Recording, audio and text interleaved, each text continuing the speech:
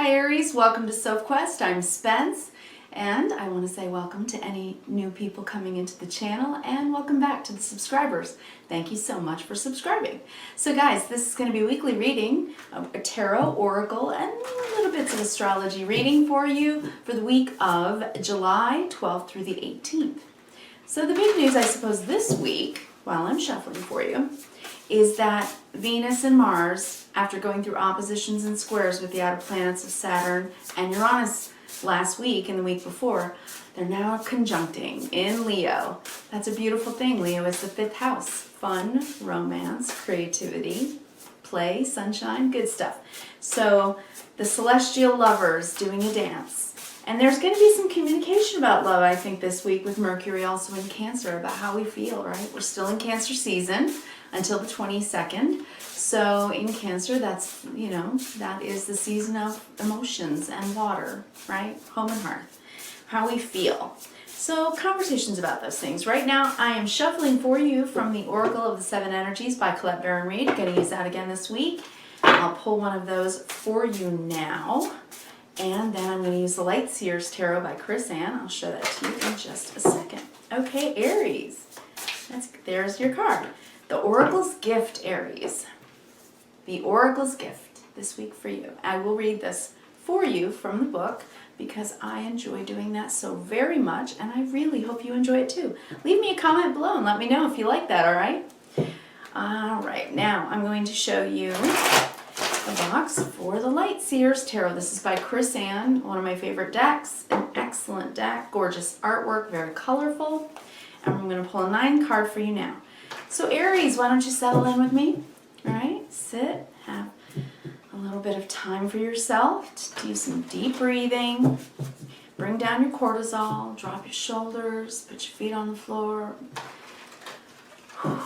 Bring down that cortisol, right? Yeah, the stress hormone. Get some good stuff going on in your brain, right? Serotonin and dopamine.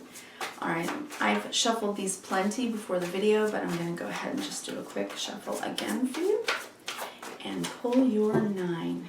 All right, cutting the deck. Very good. I'm going to lay them out while I do some deep breathing as well, and then take a look at these while I'm reading your card, the Oracle's Gift, this week. I think that's a beautiful card.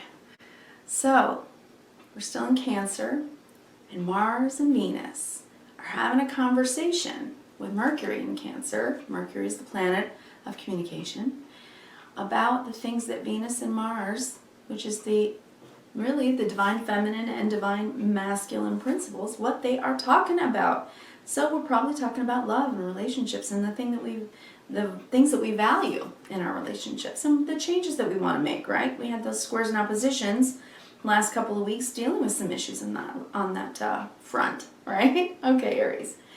So, oh, what a beautiful reading I think this is going to be for you. You've got some gorgeous cards. You've got some major arcana here going on too. Some outer planetary influences happening for you. Of course, for all of us, but yes. All right, the Oracle's Gift, Aries, number 37 in this deck. The Oracle's Gift, here we go. Key concepts. Second sight, clairvoyance, seeing the future.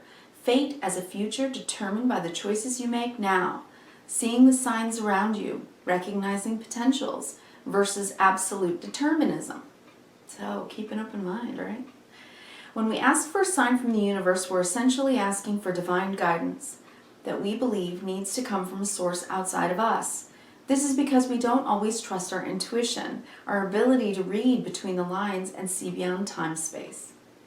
And so we ask for signs and look for a mystical reassurance that our mundane lives don't seem to offer. However, an oracle simply provides an answer that is already within us. Right? God's without and within. Horton and who, right? Whatever you determine God to be, God, universe, consciousness, however you consider it. All right, oracles show us in a myriad of ways. Oracles show up, in a myriad of ways. Sometimes you see a billboard or hear a song or pull an oracle card and you get the exact message that you need to support your choice or show you the way forward. Regardless of how the sign appears, an oracle is a reminder that you are part of this vast universe. You are witnessed by the great mystery and loved and cared for. It's a reminder that life is magical, that you're magical. And really, don't we mean ethereal? Something that is mysterious. We don't even understand how life is life, right? Okay. Today, trust in your own capacity to know what's right, to tune into source, and also be able to read the signs reflecting what is true and real within you. Let this oracle give you the gift of knowing that you are indeed on the right track. Repeat the mantra, the light within me creates miracles in my life. It's inside you, outside of you, and all around and within you. Right? I just said that actually earlier. That is so true. So I think maybe you're getting some downloads. You're realizing that you can trust your intuition, and that everything that your intuition tells you leads you one step further to where you need to go. And sometimes life feels like 2 steps forward, 3 steps back, but that retraces steps we need to retrace for some reason, right? Sometimes that's the case. On the bottom of the deck today, you get the star. The star is the card of hope and faith and signs. It is. Under that, the 2 of Wands. Signs of what? Of where to go with the 2 of Wands. What path to take. Because maybe you've been blocking and not allowing for your intuition to really guide you as much as it's trying to, right? So maybe you need to listen a little bit more, because under that was the High Priestess. That's the bottom of the deck. All right, so let's go with the star and talk about it for just a second. When you were a child, do you remember wishing upon a star? Did you ever do that? Well, I think that it teaches us in life that there's knowledge outside of us that we can bring in a mystical way that is immaterial. It's ethereal, right? You can't touch it or taste it or see it. But somehow when you know that you're being guided, you follow it, you trust your intuition. That's what this is about, right? Star guides us. It represents Aquarius, which is the 10th house of sort of universality. And, you know, there's a lot of that energy right now. We've got a couple of outer planets in Aquarius helping us to realize that, to just see with bigger vision. So I think that's what you're doing, Aries. All right, today we're going to read I always say that backwards. We're going to read horizontal, then vertical, and the big picture. I'm doing a 9 card today for you. All right, we have the 10 of Pentacles. This is the life you want to live with the people you want to live it with. It's also abundance. So this is a long-term commitment that you're willing to make. You're trying to have faith in. It's being comfortable where you are and knowing that you want to stay there and build a life. You can see the generations. It can be wanting marriage and family and children. It can mean building a business. Anything that's going to last, that you invest a lot of time and energy in. And it's accomplishment as well, great accomplishment. The 10 of Pentacles is a really good sign of future abundance, and it starts your reading. And the 9 of Pentacles, because you, yourself, can be the abundance in your own life.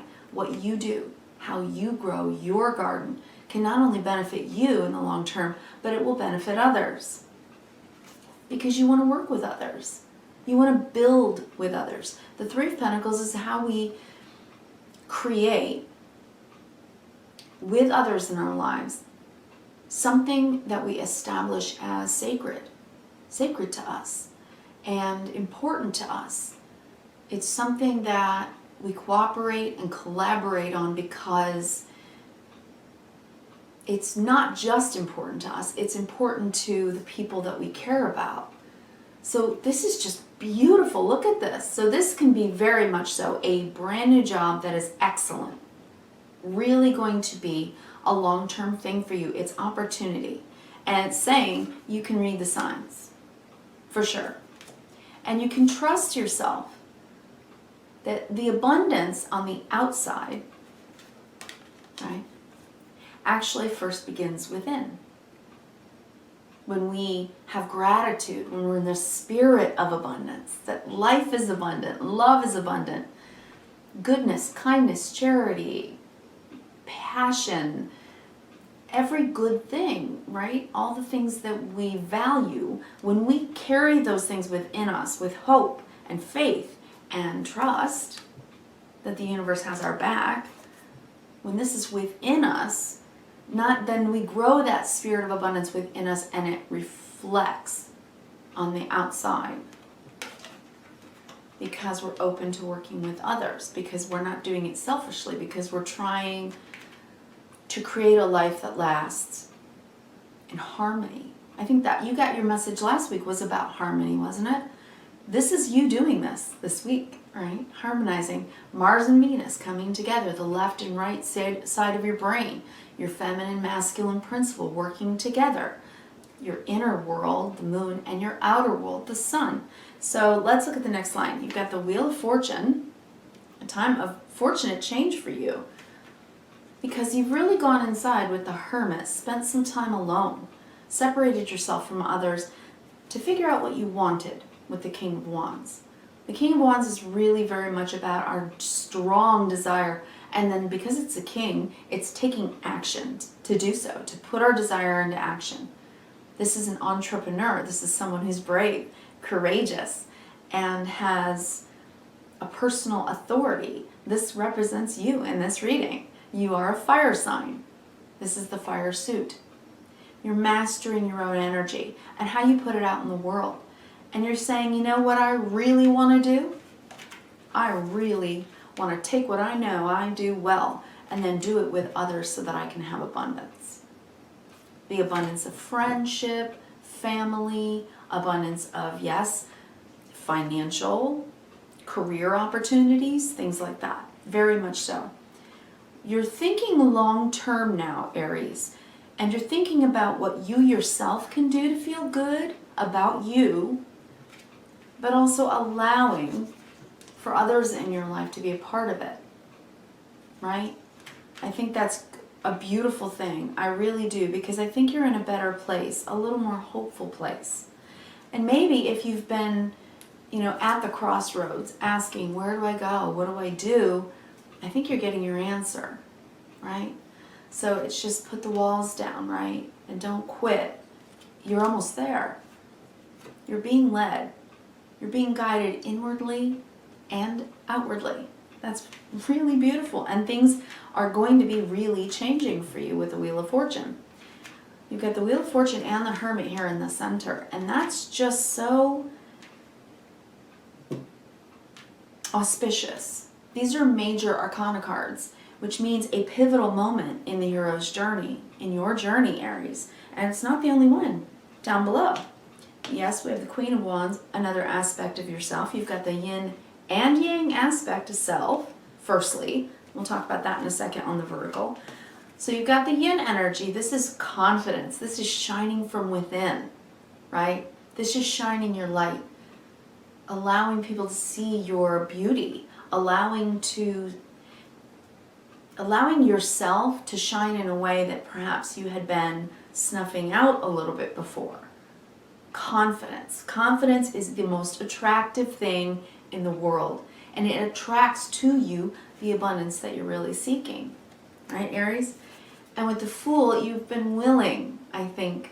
Aries, this card can very often represent you. Aries is the first sign of the Zodiac, the I am principle, and it's the start of the Zodiac. It's also the start of the hero's journey and the major arcana. The Fool is the first card in the major arcana in the Fool's journey. The Fool takes a leap. They do it with enthusiasm and excitement. You know what? I'm going to go for it. Confidently, no matter how I try to talk myself out of it, no matter how other people might try to talk me out of it. This can be inner conflict. It can be conflict with others, but it's usually petty. It's not, it's folderol. It's not that big of a deal, and it can be, the molehill can become the mountain if we allow it to. But mostly, considering you've got the King and Queen here, you're mastering your own fire. So I think this is just saying don't allow this to get in your way. Okay, and if so, the card above it, we'll go down the vertical in a second, take some time out so you don't have to engage in this. If you're being discouraged, or if naysayers are, you know, saying whatever they're saying. All right, now, let me look, because yes, you have 4 out of 10 cards are major arcana. 4 is about stability. So the universe is working to help you create stability in your life and abundance. The center of the reading for you is this major arcana card, the Wheel of Fortune, change. Serious change in the outer planets that are helping you to have more faith in God consciousness, the universe, in yourself, in life. And yes, Mars and Venus, both in Leo, in love. In love as well. And the reason I say in love is because, let's go down the vertical. The Ten of Pentacles is the life well lived. This is what you want. However you can conceive of your best life, right? The family you want to build, the friend family you want to build. Well, you imagine yourself with a partner. These are counterparts, the King and the Queen. Now, you are a fire sign. You could meet a fire sign. That's possible. Absolutely. And there could be very long-term potential with this person. So try not to block it out, right? We saw that 9 of Wands that was under the deck in the past. Maybe you've been blocking it from yourself. Take the wall down, right? Because look, there is a serious potential here for a passionate, long-term love here. Mars and Venus conjuncting in Leo, a sister fire sign, and we're going to enter Leo's season. Leo's season is after Cancer season, and that will begin this month, July 22nd. So we're moving into Leo. This is the Leo card, you know. So, you know, I think that Aries, you're on fire and you're feeling great about yourself and about what you can do, and you're taking action to do it. So keep your mind open and your heart open to love. And even if this is an established relationship, a long-term marriage, well, there's just a new energy here, a creative, magical spark that might just help you to reimagine where you can take the relationship, right? All right, so in the center, down the vertical, we've got the 9 of Pentacles, because you're feeling confident again. I think you've made a choice, right, with that 2 of Wands. Where am I going, right? You've made a decision, I think, and so that brought about a change for you, okay? And a change that makes you feel good about yourself because you took a risk. There's something you needed to do. You needed to take a risk, which, of course, no risk, no reward, right? And you had to trust yourself to do it. But you felt like you were guided. For some reason, there was some detour that changed your perspective. It changed your willingness to make a decision to pivot if you need to and do something different, do something new, okay? And that brought you a sense of confidence because you're listening to yourself. You're trying to see with bigger vision. Something had to change, I think, to awaken you to this intuition, to open yourself up, to listening to yourself, to learning from your intuition. Okay, now let's do this one, the 3 of Pentacles, because you really want this kind of team atmosphere where you're getting along with others in a way, probably connecting with others in a way that you haven't in a while. I think you had pulled away from people and needed to. The Hermit goes inward, goes away from people, takes time alone to get a message about what's been bothering you. You can see he's fighting with himself. It's like trying to climb a ladder and the rungs of the ladder just keep falling away because he's I think, probably confused about how to use his energy well to focus on climbing right straight upwards, looking up. Maybe he was looking down too much, right? Or she, looking down instead of looking up. And this is saying look up, right? That's an attitude thing. Maybe you needed to realize your part in a dynamic with others and what you're creating together and the value of your part in the whole. And maybe you needed time to yourself to realize that. For some of you, I think you had a long-term relationship with someone and then maybe found yourself single, went from married to single. And that was difficult. And you had to ask yourself, well, how can I even fit in, now with all my friends, right? Or maybe I need to join new groups, meet new people, or work with others in a different way now. How do I communicate? How do I find a new identity in the dynamic of my relationships? Because if your relationship status changed, you've changed, right? Some of you, I think, have been through that. And I think that you're getting your confidence back. You know you have to take an action. That's what's going to change things for you.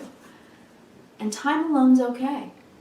Time alone is okay. There's going to be times when you're very confident, and there's going to be times where you need to go inward and check in with your feelings. Right now, Cancer season, that's exactly how we change things.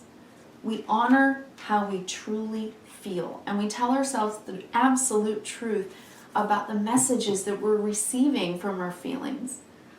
Because our feelings are the plug that plugs into the whole of the universe. It's sensory, yes, we feel it in matter, we are made of matter, but we're also just energy and jiggling balls of light. All of our cells are really energy, and we're a part of the energy of the whole. So the messages do come in, and they guide us through our feelings. So, Aries, all I have to say is, no matter what, you're taking chances, you're taking new roads, and you're taking yourself perhaps out of solitude and back into togetherness with others, friends, and work people. Maybe opening up a little bit, just being a little more effervescent. Right now in Cancer season, until it finishes out, you still may take these moments alone. You may be dealing with deep emotional things. But soon, I think you're going to be wanting to do this again. Getting together with others, speaking more with others. Again, like I said, Mercury in Cancer, talking about your feelings in a safe way with others. And don't forget, this is a power couple, right? There is still love and trust and passion available to you. Whether you're married and you want to renew the relationship, right, or together, whether you're married or not, or whether you're single and you want to meet someone, or maybe you're a little worried about and afraid of meeting someone in a relationship. Maybe you're working so hard you're like, I don't know if I have time. But don't ever block any blessings that come into you, because they're blessings. So Aries, I wish you kindness, reverence, and gratitude. Thank you so much for stopping by the channel. Give me a thumbs up if you liked it, and comment below if you want to say something. I would appreciate that very much. And don't forget to subscribe and click on the bell if you're interested in hearing next week's readings. Thank you so much. I really hope you do well. Have a great week. Take care. I'll talk to you next week.